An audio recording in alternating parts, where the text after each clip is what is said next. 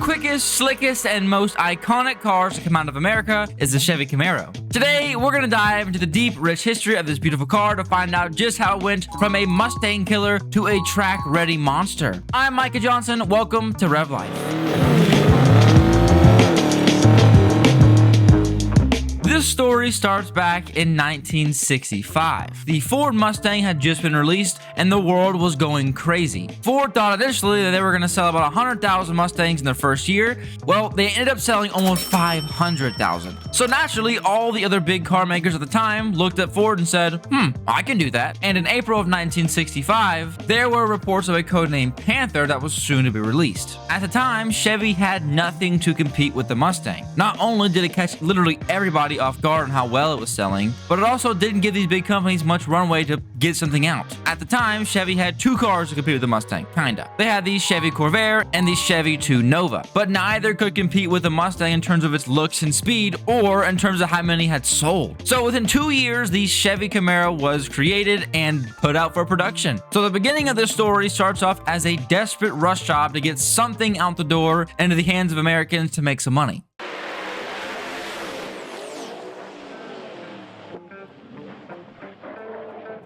The first generation Camaro debuted in 1966 and was first released as a rear-wheel drive, two-door hardtop coupe with convertible for all you ladies. The base engine was a 3.8-liter inline-six, but was also offered in a massive 6.5-liter water-cooled V8, which at the time pushed 295 horsepower and 380 foot-pounds of torque. It came in a 4-speed manual, had a 0 to 60 in 7.8 seconds, and a curb weight of just over 3,200 pounds. And we will see multiple design recalls to this generation in the future, so just stay tuned. Now, the Camaro first went on sale for just over $2,500, which was really good for them, allowing them to sell 220,000 Camaros in their first year, which might seem outstanding, but in the comparisons to Mustang's almost 500,000, they still needed work.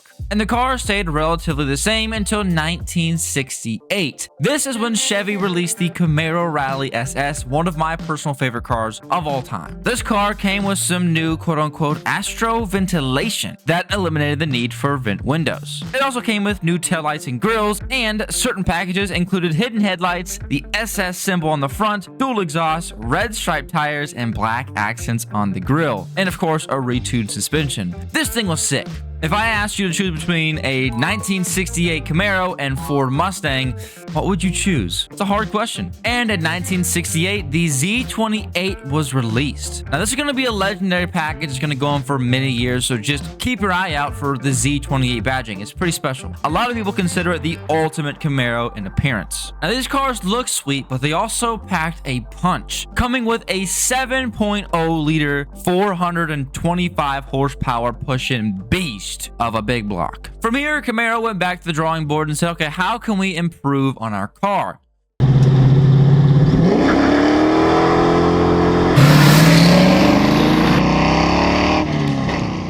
The Gen 2 Camaro arrived shortly after in 1970. Now, when this Camaro dropped, people were a little iffy on it. It looked different, it was bigger, heavier, and probably slower, at least from what you would imagine. Structurally, the car was almost identical to the generation before it, but people slowly but surely started falling out with the Camaro. It was strange. The 1970 Z28 package also was released, but people just weren't wowed. A lot of people said that the car just simply wasn't as fun and didn't let you have that adolescent, careless feeling while you were driving the car, mostly due to the car gaining about 400 pounds in weight. That's heavy. And although it also came with a big water-cooled V8 which pushed 360 horsepower and 370 foot-pounds of torque, the car just didn't feel as freeing as it once did. And this car had a 0 to 60 in 5.8 seconds and had a 3-speed automatic, but at a price of $4,400, it was getting expensive to own one of these cars. Now, this car was based on the F-body platform and obviously looks a lot different than the Gen 1. Sadly enough, in the 1971 models, there was some power standardization,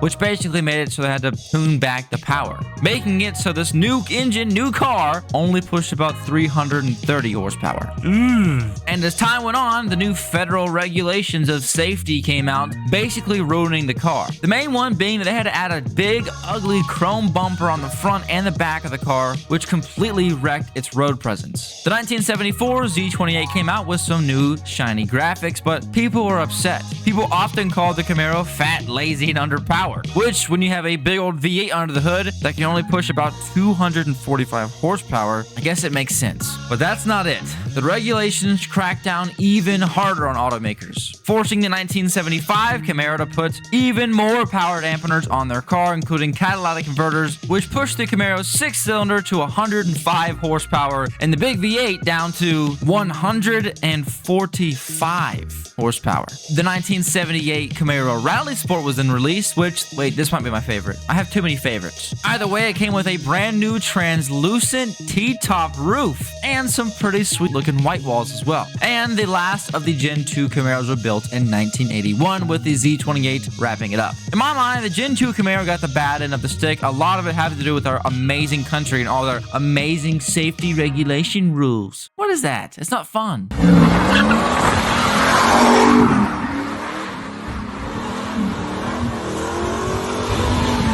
A year later, the new Generation 3 Camaro was released. This car screams the 80s more than any other car I've seen, and it's kind of cool. Now, you can probably see the boxy, futuristic, modern design that was put in this thing. It actually makes it look pretty sweet. And for the first time, the Camaro was a hatchback. But while the Camaro did look pretty sweet, it was seriously underpowered. The base Sport Coupe models were equipped with the heinous 2.5-liter Iron Duke 4-cylinder, which pushed 90 horsepower. Don't put a 4-cylinder inside of a Camaro, please. There was also an optional V6 or a 5-liter V8, which pushed about 145 ponies. And for the people who really wanted some power, there was a cross-fire injected version of the engine, which pushed 165 horsepower. 20 more. Like I said before, this engine pushed 165 horsepower, had 240 foot-pounds of torque, came with a 4-speed manual or a 3-speed automatic, was rear-wheel drive, and weighed about 3,400 pounds, which is actually lighter than the generation before.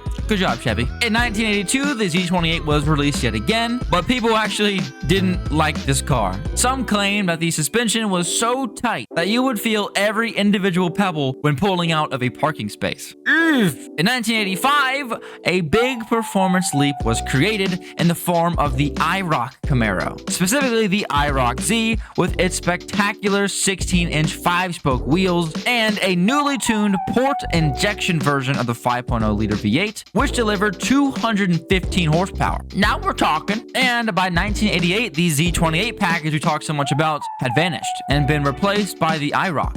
In 1990, Dodge took up the sponsorship of the International Race of Champions, and with it came the right to use the IROC name. So Chevy said, "Up, screw that, back to Z28 we go." So in 1991, the Z28 was released. This actually came with a big, tall rear wing, some silly hood scoops, and 5-spoke wheels. But this car was almost a decade old and needed to be replaced.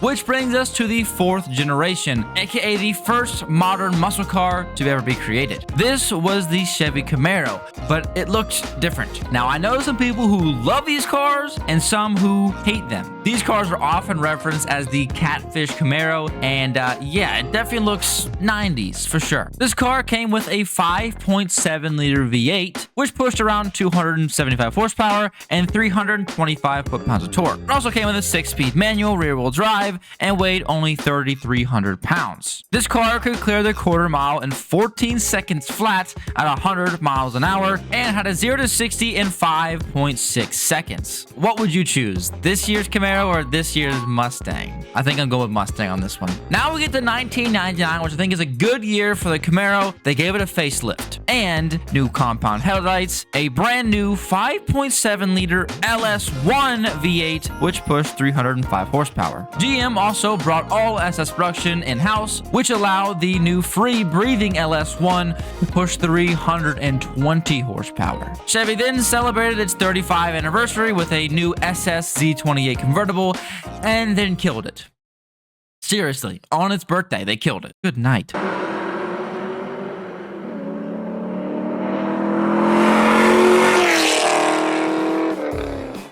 And in 2010, the Chevy Camaro SS was released. This was a futuristic styling of the first generation. You can probably see the characteristics there side by side. This car looked aggressive, quick, and mean, and also sounded amazing. The Gen 5 Camaro was initially offered in 3.6-liter V6 or the brand new SS-powered 6.2-liter V8, which pushed a whopping 426 horsepower. Some people had issues not being able to see while they drove, but who cares about that? You're in a Camaro. This car was rear-wheel drive, again pushed 426 horsepower and 420 foot-pounds of torque. It came in a manual 6-speed and had a curb weight of 3,800 pounds. And did I mention this car looks great? Have I mentioned that? But Chevy wasn't done cooking there. They went back into the kitchen and started making dinner. That being the 2012 Camaro ZL1, powered by a supercharged 6.2-liter V8, which pushed 580 horsepower. It went from 0 to 60 in 4.1 seconds. Chevy, give me one of these cars, please. I'll drive it every day, I swear. And not to mention, this car looks spectacular. I mean, look at this thing. It looks so freaking aggressive, I can't even explain it. And it's a great way to celebrate the Camaro's 45-year anniversary. But that's not it, because the next year, they re-released the Z28. Remember that package we've been talking about? They brought it back from all the way back in the day up to 2014. This car looked a little bit better, a little bit newer, a revised face, new headlights, all the goodies. It also came with a new naturally aspirated 7-liter LS7 V8, which pushed 505 horsepower. It came with enormous 305mm wide tires and 19-inch wheels. The newest Z28 was optimized for on-track dominance. It wasn't a drag strip car, it started to become a track car. And this is when I believe Camaro began taking its own path away from the norms of the muscle cars in America.